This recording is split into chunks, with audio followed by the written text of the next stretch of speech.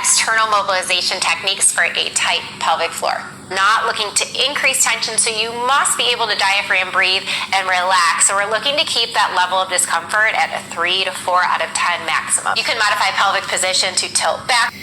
A little bit around Christmas time, I shared a reel on a tight pelvic floor and things you can do or tools you can use to address that. And so better late than never, here is how to use some external tools to mobilize and release a tight pelvic floor. Now, a couple caveats. I've had some people say like, well, it's a really tender area. You shouldn't use anything like a lacrosse ball. And my response is just anything that you do incorrectly, of course, can hurt you and cause you more harm.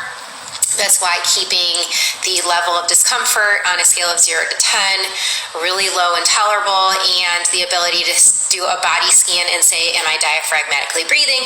Am I releasing any increased tension? So is my jaw clenched? Is my shoulders down? Are my butt clenching? All of those things, because that will be going directly against the entire goal. But having something external can be really helpful to create that mind-body feedback again for promoting release of the pelvic floor. Raindrops on roses and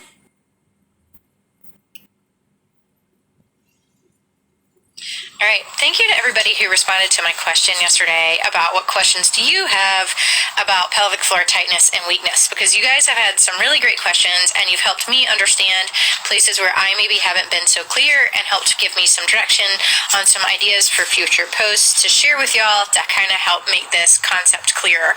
But for the sake of discussion, let's go back to the idea that there is this dichotomy where there is a choice between you have a tight pelvic floor or you have a weak pelvic floor.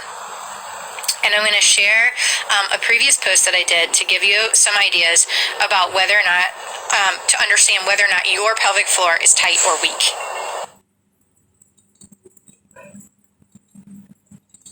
So hopefully this helps you see that you can have symptoms associated with your pelvic floor because you have tightness or because you have weakness, and you don't respond to it in the same way. So it's an important understanding to develop. And if you have weakness, then the solution is to strengthen it, and it might look something like this.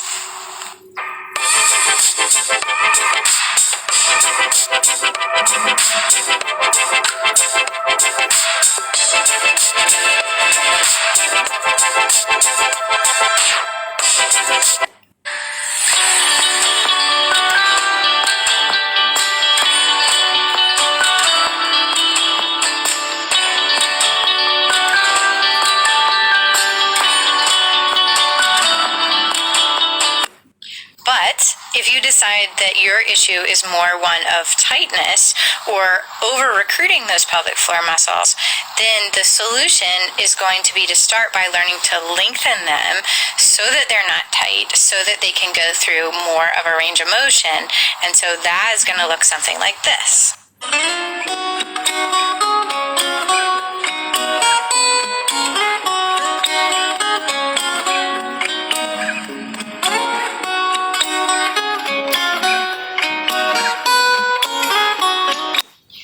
Even if you decide that the issue with your pelvic floor is tightness, once you learn to create that length, you still want to go back and consider what your pelvic floor strength is like, because just because it's tight doesn't make it strong, and you might have both, where the tightness is more of an issue initially, and then you need to go back and learn to strengthen. In fact, that's really common that you need to consider both the tightness and the strength, because muscles need to be able to go through that full range of lengthening and contracting and lengthening and contracting. So that was what I was trying to explain in yesterday's reel, but definitely more on this to come.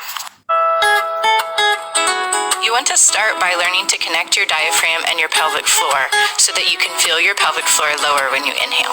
You can also practice this in positions that encourage pelvic floor lengthening so that you are combining the effort of your inhale